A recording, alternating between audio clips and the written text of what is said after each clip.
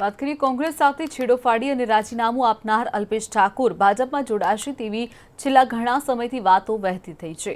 જોકે ખુદ મુખ્યપ્રધાન વિજય રૂપાણીએ આ સમગ્ર અટકળોનો અંત લાવતા પ્રતિક્રિયા આપી છે। સાબરકાંઠાના મેઘરજમાં યોજાયેલી એક રેલી દરમિયાન સીએમ રૂપાણી અલ્પેશ ભાજપમાં નહીં જોડાય તેવું જણાવ્યું હતું।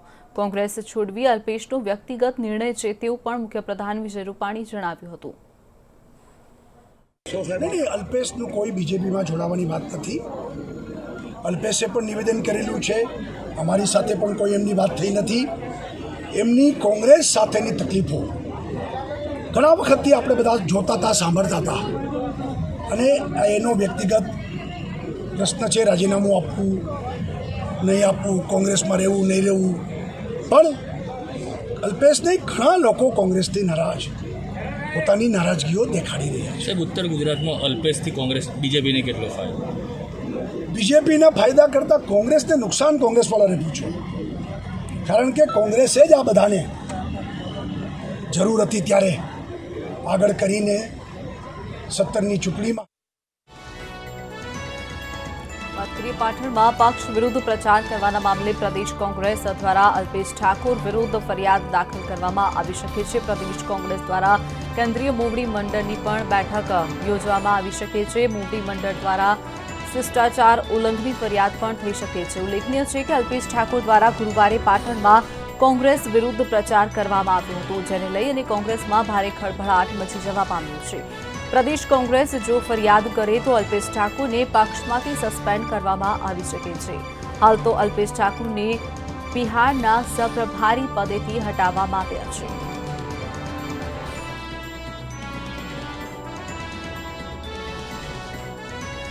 तो बात करिए अंगे વધુ માહિતી માટે મંતવ્યના સંવાદદાતા અરુણ શાહ આપણી સાથે ન્યૂઝ રૂમથી सीधा જોડાઈ ગયા છે। અરુણ, જણાવશો જે રીતે અલ્પેશ કોંગ્રેસથી છૂટો પડશે તેવી વાત છેલ્લા ઘણા સમયથી વહેતી થઈ હતી। અંતે તેણે તમામ પદ પરથી રાજીનામું પણ આપી દીધું છે। ત્યારે બીજી તરફ અલ્પેશ હવે કોંગ્રેસમાં પણ નથી, ભાજપ સાથે પણ નહીં જોડાય, તો અલ્પેશ હવે કોનો? સવાલ એ થાય છે। શિવાંગીની કહી શકાય કે રાજકીય જીજીવિષા સંતોષવા માટે માણસ કઈ હદ સુધી જઈ શકે છે તેનું જો ઉત્તમ ઉદાહરણ ગુજરાતમાં જોવું હોય તો એ છે એકમાત્ર અલ્પેશ ઠાકોર। સમાજના નામે ગુજરાત ઠાકોર સેનાના ઓથા હેઠળ સમાજની સેવા કરવાના નામે જે રીતે પોતે મેવા કમાવા માટે નીકળેલો એ અલ્પેશ ઠાકોર આજે ચોક્કસ રીતે કહી શકાય કે અલ્પેશ ઠાકોર ન ઘરનો ન ઘાટનો માત્ર એકલો અટૂલો પડી ગયો છે। તેની જે રાજકીય જીજીવિષા હતી એ વિધાનસભામાં પ્રતિનિધિત્વ કરતા હતા। ધારાસભ્ય તરીકે પોતે હાલમાં પણ રાધનપુર વિધાનસભાનું પ્રતિનિધિત્વ કરે છે। ત્યાર પછી સમાજના નામે જે રીતે તેણે રાજકીય લાભ ખાટવાનો પ્રયાસ કર્યો અને સમાજના ઓથા હેઠળ એણે વિધાનસભામાં પ્રવેશ કર્યા બાદ કોંગ્રેસમાંથી પણ અનેક પદો મેળવ્યા। સૌથી મહત્ત્વપૂર્ણ પોતે જે રીતે બિહારના સહપ્રભારી તરીકે નિયુક્ત પામ્યા, ત્યારબાદ આગામી સમયમાં જે લોકસભા ચૂંટણી 2019 આવી રહી છે તેમાં તેઓ લોકસભા ચૂંટણી 2019 ઉમેદવારોની જે કમ્પેન કમિટી હોય એટલે કે ઇલેક્શન કમ્પેન કમિટી, ચૂંટણી પસંદગી સમિતિ જેને કહેવામાં આવે છે, તે સમિતિમાં પણ પોતાનું સ્થાન પામ્યા। છતાં પણ તેને સંતોષ થયો નહીં અને હજુ પણ હવે તેની નજર હતી માત્ર ને માત્ર વિધાનસભા કોંગ્રેસ વિપક્ષના નેતા ઉપર।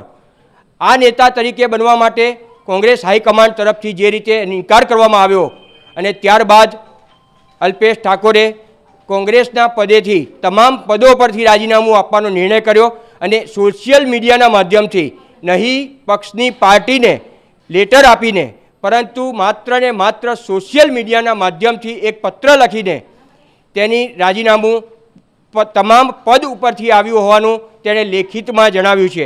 સોશિયલ મીડિયામાં માત્ર સૌથી મહત્ત્વની વસ્તુ એ છે કે જો તેમણે રાજીનામું આપવાનું જ હતું તો શા માટે આ રાજીનામું તેમણે ધારાસભ્ય પદેથી વિધાનસભા અધ્યક્ષને સુપ્રત શા માટે ન કર્યું?